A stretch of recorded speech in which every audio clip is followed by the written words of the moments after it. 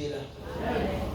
C'est pour ça que le Seigneur a rappelé Moïse dans Deutéronome 8, vers le verset 1 à 10. Il dit, souviens-toi Moïse des 40 années que je vous ai fait passer dans le désert. J'étais appris, j'étais humilié. Je t'ai fait comprendre que non, ta vie ne dépend pas de l'argent. Je t'ai appris que ta santé ne dépend pas de la climatisation. Je t'ai appris que ton équilibre de santé ne dépend pas de ce que tu manges. Je t'ai nourri de la nourriture que tu ne t'attendais pas. J'étais en là pour comprendre quelle était la disposition de ton cœur. Le désert, c'est une parole où Dieu parle à quelqu'un. Alléluia. Quand on marche avec Dieu, il y a le comptable, il y a un discours de lier. Quand tu montes dans un bus aussi, celui qui te rassure, c'est le pied, mais le parcours. Les fatigues que tu as sur la chaise, des fois les pieds sortent. Ce n'est pas la souffrance, mais c'est un parcours. Tu deviens comme touriste. Tu peux filmer. Waouh, on avait vu. Vous voyez, quand vous passez vers la Manzamala, le père, il faut voir les éléphants, pas aller voir les éléphants fabriqués. Donc, tu sors de là avec une histoire. Donc, le désert, c'est là où Dieu forme ses héros. Quelqu'un me comprend? Chaque jour de la vie, on a un temps, il faut passer le désert. Et un moment où tu te retires, tu es cloche de le jeu des prières. Je vais parler avec mon Dieu. Il va te révéler ce qui t'attend de même. Le désert, ce n'est pas le temps de souffrance. C'est pour adorer, pour mieux connaître Dieu.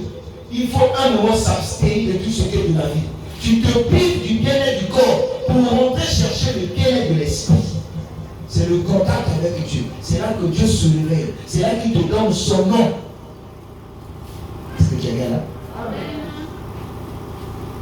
Le désert est le stade de la construction. C'est le stade de la construction. C'est dans le désert que Dieu modèle l'homme. Il lui donne une forme qui lui plaît. Et quand il sort, il dit voici l'homme. Voici l'homme. Dieu forme son église. Dieu forme ses héros dans le désert. C'est dans le désert. Alléluia.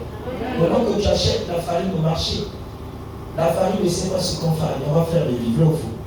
C'est quand il arrive chez maman Beignet ou chez le pâtissier, le monsieur a un modèle qui va faire la farine. Vrai ou faux? Vrai ou faux? Il y a d'abord un gage, parce que la foi est une caution que nous donnons à Dieu pour la garantie de notre vie. Mais quand le sac de farine arrive à la maison, c'est intocable. Peut-être au milieu de quelle heure de la nuit, 22h ou 22h, on commence à faire la pâte. Vrai ou faux? Quand on fait la pâte, les enfants dorment. Des fois, c'est la nuit. Tu finis de faire la pâte. Tu laisses l'heure de la fermentation. Parce que tu veux donner quelque chose de bon dans le monde. Vrai ou faux? Une fois fini, on voit une cuvette. La pâte, elle est molle dans la cuvette. Il y a l'huile qui chauffe déjà. Et quand tu prends la pâte, tu le pétris bien, tu verses avec les mains, tu jettes dans la cuvette. Un moment quand ça sort, on l'appelle un béni. Vrai ou faux? Il est doré, il a un nom nouveau. Vrai ou faux? Quand tu le mets dans une cuvette poussière, il est rentré dans l'action. Il a été préparé et utile à toute bonne œuvre. Mais s'il n'y a pas d'abord un temps de désert, tu ne comprendras jamais Dieu.